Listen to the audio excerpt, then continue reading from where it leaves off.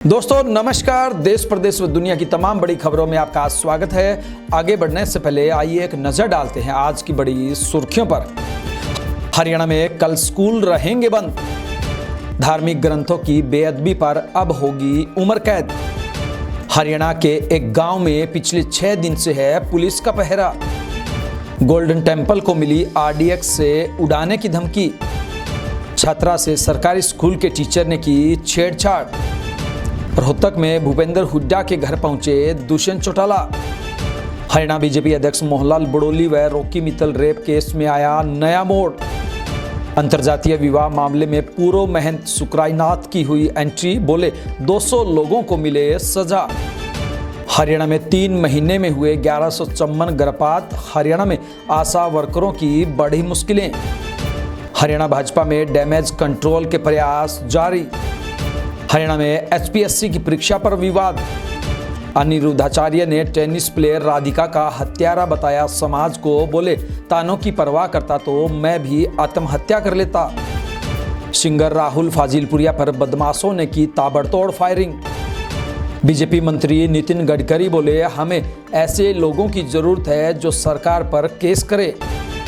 हरियाणा के 27 एचसीएस अफसर बने आईएएस। मैं हूं आपका अपना दोस्त अजय लोहान नारनौंदिया और अब खबरें विस्तार से। हरियाणा के हिसार जिले में गुरु पूर्णिमा के दिन हुई स्कूल प्रिंसिपल की हत्या के विरोध में 16 जुलाई को यानी कि कल प्रदेश के सभी प्राइवेट स्कूलों को बंद रखने का फैसला लिया गया है। प्राइवेट स्कूल संघ हरियाणा ने प्रेस कॉन्फ्रेंस कर इसकी जानकारी दी।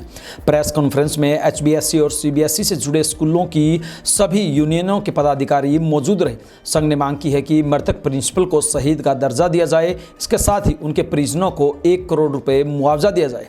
संघ ने प्रशासन से शिक्षकों की सुरक्षा के लिए विशेष कानून बनाने की भी मांग की है। मौके पर मौजूद हरियाणा प्राइवेट स्कूल संघ के प्रदेशाध्यक्ष सत्यवान कुंडू ने कहा कि आजकल शिक्षकों में डर का माहौल है। उन्हें डर लगा रहता है कि बच्चों को कुछ कहने पर कहीं कोई अनहोनी न हो जाए। पंजाब की आम आदमी पार्टी सरकार ने धार्मिक ग्रंथों की बेअदबी को लेकर विधानसभा में बिल पेश कर दिया है। इसके मुताबिक अगर कोई किसी भी धार्मिक ग्रंथ की बेअदबी यानी कि अपमान करता है तो उसे 10 साल की कैद से लेकर आजीवन कारावास तक की सजा हो सकती है। इस कानून में धार्मिक ग्रंथों में सिखों के श्री गुरु ग्रंथ साहिब के साथ हिंदुओं की श्रीमद् भागवत गीता, मुस्लिमों की कुरान शरीफ और ईसाई धर्म की बाइबल को भी शामिल किया गया है। पंजाब सरकार ने इसे पंजाब पवित्र ग्रंथ बिल 2025 का नाम दिया है। सीएम भगवंत मान ने यह बिल पेश किया। इस बिल पर होने वाले पंजाब विधानसभा के चौथे व आखिरी दिन के स्तर में चर्चा होगी। चूंकि पंजाब में आम आदमी पार्टी के पास 117 में से 93 विधायक हैं, ऐसे में बिल पास होना तय है। हालांकि इस बिल को कानूनी रूप तभी मिलेगा जब राज्यपाल के हस्ताक्षर के बाद राष्ट्रपति के सत्र पर इसे मंजूरी मिले। हरियाणा के चरखी दादरी जिले के गांव मेहराणा में पिछले 6 दिन से पुलिस का पहरा है। इसकी वजह यह है कि गांव के ही एक मुस्लिम युवक शाहिद ने हिंदू युवती प्रीति से शादी कर ली। दोनों शादी कर गांव लौटे तो दोनों समुदाय के लोग आमने सामने आ गए। युवक के परिवार की दुकानें बंद करा दी गई जो अब तक नहीं खुली है। हालांकि मामला थाने भी पहुंचा और दोनों पक्षों की पंचायत भी बुलाई गई। यह युवक युवती ने अलग अलग रहने के शपथ पत्र दिए हैं। इसके बाद दोनों को सेफ हाउस से परिजनों के हवाले कर दिया गया। मगर गाँव के लोगों का कहना है कि दोनों ज़्यादा दिन तक अलग नहीं रह पाएंगे। कानूनी तौर पर वे पति पत्नी हैं। ग्रामीण दोबारा से पंचायत बुलाकर कड़ा निर्णय लेने पर विचार विमर्श कर रहे हैं। ऐसे में पुलिस भी मामले को लेकर एहतियात बरत रही है। 4 पुलिसकर्मियों को युवक के घर के बाहर लगाया गया है। पंजाब के अमृतसर में गोल्डन टेम्पल को बम से उड़ाने की धमकी दी गई। यह धमकी ईमेल के जरिए आई। इसके बाद गोल्डन टेम्पल के अंदर शिरोमणि गुरुद्वारा प्रबंधक कमेटी की टास्क फोर्स व बाहर भी पुलिस को तैनात किया गया है। एसजीपीसी के मेंबर कुलवंत सिंह मनन ने बताया कि ईमेल में गोल्डन टेम्पल को मेल आई है। इसमें आरडीएक्स से उड़ाने की बात लिखी थी। उसमें समय भी लिखा था और सतर्क रहने को कहा गया। ऐसा लग रहा कि जैसे डर का माहौल पैदा करने के लिए ऐसा किया गया। मनन ने बताया कि धमकी के बाद गोल्डन टेम्पल की सुरक्षा बढ़ा दी गई है। टास्क फोर्स को स्पेशल हिदायत दी गई है कि संदिग्ध व्यक्तियों की जांच की जाए ताकि किसी भी अप्रिय घटना को होने से रोका जा सके। ईमेल किसने और कहां से भेजा है इसकी जाँच की जा रही है। वहीं पुलिस कमिश्नर और थाना ई डिवीज़न में शिकायत दी गई है। पानीपत जिले में एक सरकारी स्कूल में टीचर ने छात्रा से छेड़छाड़ की। टीचर ने छात्रा को गाइड देने के बहाने लाइब्रेरी बुलाया था, जहां उसके साथ गलत हरकतें की। इसके बाद घर पर किसी को भी बताने से मना किया था। टीचर की इन हरकतों से छात्रा सहम गई, जिसके बाद उसने स्कूल जाना छोड़ दिया, जिससे माँ को कुछ शक हुआ। माँ ने बेटी से पूछा तो आप बीती सुनकर उसके पैरों के तले की जमीन खिसक गई। जिसके बाद बच्ची की माँ ने इसकी शिकायत पुलिस को दी। पुलिस ने शिकायत के आधार पर आरोपी टीचर के खिलाफ पास्को का केस दर्ज कर लिया है। रोहतक में सियासी गलियारों में एक बार फिर चर्चा ने उस समय जोर पकड़ लिया जब पूर्व डिप्टी सीएम दुष्यंत चौटाला बिना किसी पूर्व सूचना व निर्धारित कार्यक्रम के अचानक पूर्व सीएम भूपेंद्र सिंह हुड्डा के घर पहुंच गए। वहां मौजूद सांसद दीपेंद्र हुड्डा के साथ कुछ देर बंद कमरे में बातचीत हुई और फिर दोनों निकल गए। पूर्व डिप्टी सीएम दुष्यंत चौटाला अचानक शहीद लोकेंद्र सिंह के घर शोक प्रकट करने पहुंचे। उसी समय रोहतक सांसद दीपेंद्र हुड्डा भी वहां मौजूद थे। दोनों साथ में बैठे हुए थे। इसके बाद दीपेंद्र हुड्डा वहां से निकले तो उनके पीछे दुष्यंत चौटाला भी निकल गए और दोनों डी पार्क स्थित मातूराम भवन पहुंचे, जहां कुछ देर दोनों के बीच बंद कमरे में बातचीत हुई। हरियाणा बीजेपी अध्यक्ष मोहनलाल बड़ोली और सिंगर रॉकी मित्तल पर कथित रेप केस को रीओपन करने के मामले में सोलन सेशन कोर्ट ने फैसला रिजर्व रखा है। इस केस की सुनवाई आज होगी। कोर्ट अब इस केस में फैसला सुना सकता है। इसके बाद ही स्थिति स्पष्ट होगी कि बड़ोली और मित्तल पर केस चलेगा या उन्हें क्लीन चिट मिलेगी। जिला एवं सत्र न्यायाधीश डॉक्टर अरविंद मल्होत्रा की कोर्ट ने पिछली सुनवाई में दोनों पक्ष सुनने के बाद फैसला रिजर्व रख दिया था। पीड़ित पक्ष ने कोर्ट में दलीलें दी कि लोअर कोर्ट ने उनका पक्ष सुने बगैर पुलिस की क्लोजर रिपोर्ट को स्वीकार किया है। फतेहाबाद जिले के गांव ढाणी भोजराज में अंतर्जातीय विवाह के मामले को लेकर चल रहे विवाद में कोथ डेरे के पूर्व गद्दी नशीन महंत शुक्राईनाथ भी कूद गए। महंत शुक्राईनाथ ने फेसबुक पर वीडियो जारी कर ढाणी भोजराज के कुछ लोगों पर आरोप लगाए। शुक्राईनाथ ने कहा कि ढाणी भोजराज के 150 से 200 लोगों को सजा मिलनी चाहिए, जिन्होंने गरीब परिवार के साथ अन्याय किया था। शुक्राईनाथ ने दावा किया कि वह इनको सजा दिलाने के लिए चौकी इंचार्ज से लेकर डीजीपी तक से मिलेंगे। शुक्राईनाथ का आरोप है कि ढाणी भोजराज के कुछ लोगों ने एक गरीब परिवार का हुक्का पानी बंद करवाकर उनके साथ अन्याय किया। उस गरीब परिवार को इन लोगों ने परेशान करना शुरू कर दिया। दुकानों से राशन लेने से भी मना करवा दिया। उस परिवार ने कानून का सहारा लिया तो इन लोगों ने कहा कि हमने ऐसा कोई फैसला नहीं लिया। जब कानून का लठ चला तो इन्हीं लोगों की गृहिणियां डीएसपी दफ्तर जाकर बोलती हैं कि हुक्का पानी बंद किया गया था। ये लोग अपनी ही बातों में फंस रहे हैं। हरियाणा में स्वास्थ्य विभाग के तमाम अलर्ट और निगरानी के बावजूद भी गर्भ में बेटियां मारने की घटनाएं रुक नहीं रही। हाल ही में आई एक रिपोर्ट ने चिंता बढ़ा दी है, जिसमें 3 महीने में 1154 गर्भवती महिलाओं के अबॉर्शन कराने की बात सामने आई। स्वास्थ्य विभाग को शक है कि इनमें से ज़्यादातर मामलों में भ्रूण में बेटी होने के कारण गर्भपात करवाया गया है। ये घटनाएं उस समय और भी गंभीर हो जाती है जब यह सामने आता है कि सरकार ने इन महिलाओं पर निगरानी के लिए जिन आशा वर्करों को तैनात किया था वे अपनी जिम्मेदारी में चूक गई। 56 आशा वर्करों को कारण बताओ नोटिस जारी किया गया। इनका काम था कि वे इन गर्भवती महिलाओं के संपर्क में रहें और उन्हें सहेली की तरह समझाएं और मॉनिटर करें।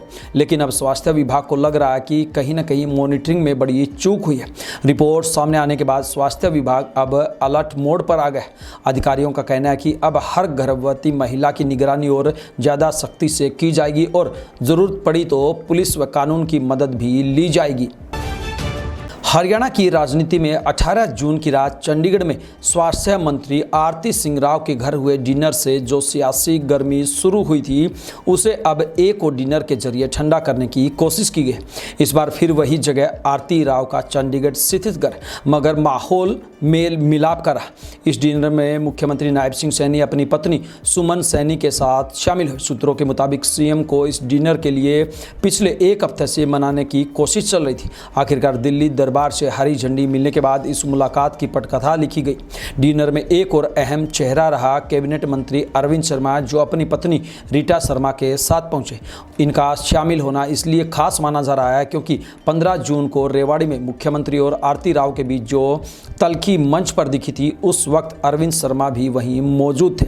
ऐसे में उनकी मौजूदगी को संदेश देने वाली रणनीति के तौर पर देखा जा रहा है। राजनीतिक जानकारों का मानना है कि भाजपा नेतृत्व अब हरियाणा में पार्टी नेता नेताओं के बीच की दरारों को डिनर डिप्लोमेसी और सामंजस्य के जरिए भरने की कोशिश में जुटा है ताकि आगामी चुनाव से पहले संगठन में कोई अंदरूनी कलह न रहे। हरियाणा में एक और भर्ती परीक्षा को लेकर हरियाणा लोक सेवा आयोग पर गंभीर सवाल खड़े हो गए।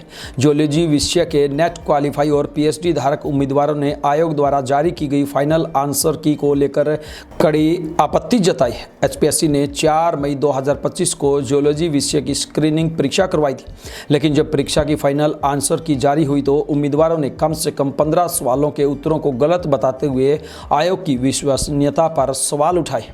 इस पूरे मामले को कांग्रेस नेता और सामाजिक कार्यकर्ता श्वेता ढुल ने सोशल मीडिया के माध्यम से उठाया। उन्होंने आयोग से इस मामले की जांच कर सही जवाब जारी करने की मांग की है। उम्मीदवारों का कहना है कि अगर इतनी उच्च योग्यता रखने वाले अभ्यर्थियों को ही गलत जवाबों की वजह से बाहर निकाला गया तो यह न केवल अन्याय है बल्कि आयोग की प्रक्रिया पर भी सवाल खड़े करता है। उत्तर प्रदेश के वृंदावन में कथावाचक अनिरुद्धाचार्य महाराज ने हरियाणा की टेनिस प्लेयर राधिका यादव की हत्या का जिम्मेदार समाज को ठहराया। उन्होंने कहा कि लड़की के पिता को समाज ने मजबूर किया, इसलिए उसने अपनी बेटी को गोलियां मारी। कथावाचक ने अपने प्रवचन में कहा कि समाज को आगे बढ़ने वाले लोगों से दिक्कत होती है। कोई शराब गांजा पीता हो, बुरे काम करता हो, समाज उसे कुछ नहीं कहता। यदि कोई अच्छे काम करे तो समाज को उससे जलन होती है। उसी जलन ने उस टेनिस प्लेयर की हत्या करवाई। वहीं हरियाणा के गुरुग्राम में टेनिस प्लेयर राधिका यादव की हत्या करने वाले पिता दीपक यादव को कत्ल पर अब कोई पछतावा नहीं है। पुलिस रिमांड के दौरान उसने अपना गुनाह कबूल कर लिया। पुलिस पूछताछ के दौरान उसने कहा कि जो हो गया सो हो गया, अब उसे और कुछ नहीं कहना। उधर आरोपी दीपक यादव को गुरुग्राम की जिला जेल में रखा गया है, जहां उसे हवालाती नंबर 4142 दिया गया। आरोपी को कत्ल की वजह से हार्डकोर अपराधियों की सेकंड कैटेगरी में रखा गया है। इसमें वे कैदी हैं जो पहली या दूसरी बार सिंगल या डबल मर्डर करके आते हैं। वह 60 कैदियों के साथ है, जहां सुरक्षा के कड़े इंतजाम किए गए हैं। हरियाणा के गुरुग्राम में मशहूर हरियाणवी सिंगर राहुल फाजिलपुरिया पर फायरिंग हुई है। शुरुआती जानकारी के मुताबिक फाजिलपुरिया पर कार सवार बदमाशों ने फायरिंग की है। इस हमले में फाजिलपुरिया बाल बाल बचे। हमले का पता चलते ही पुलिस जांच के लिए पहुंच गए। पुलिस के मुताबिक फाजिलपुरिया पर बादशाहपुर थाने के इलाके में साउथ पेरिफेरल रोड पर हमला किया गया। हमलावर कौन थे और उन्होंने फाजिलपुरिया पर हमला क्यों किया, इसके बारे में अभी पता नहीं चल सका है। गुरुग्राम पुलिस मौके पर पहुंचकर जांच कर रही। राहुल फाजिलपुरिया मशहूर यूट्यूबर एल्विस यादव के दोस्त हैं।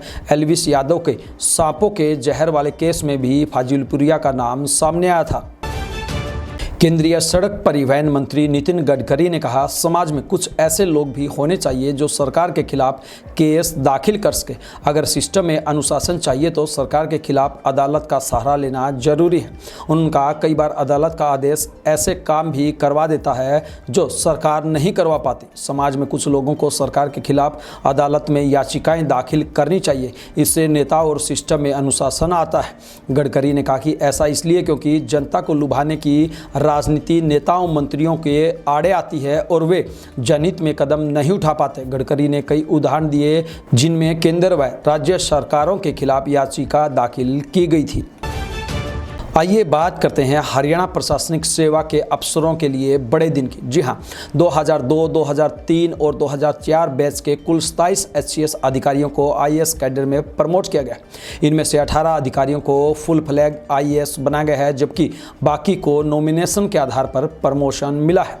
इस लिस्ट में 1997 बैच के विवेक पदम सिंह, 2002 बैच के विवेक धनखड़ और 2004 बैच के संवर्तक खनगवाल तक कई वरिष्ठ अधिकारियों के नाम शामिल हैं। आईएएस बनने वाले की कुल संख्या 27 है, जिनका चयन केंद्र सरकार और यूपीएससी के संयुक्त मूल्यांकन के बाद किया गया है। ये थी बिंदास हरियाणा पर बड़ी खबरें। अब दीजिए आपके अपने साथी अजय लोहान नारनौंदिया को इजाजत। नमस्कार।